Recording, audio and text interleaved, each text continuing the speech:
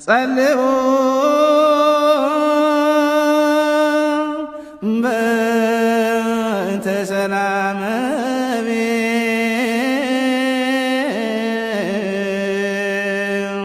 ቤተ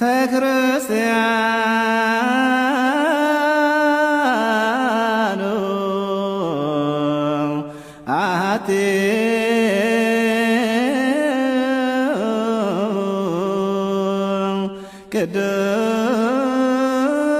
ቅድስት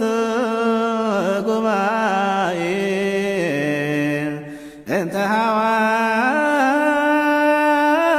ሐዋርያት ርትዕት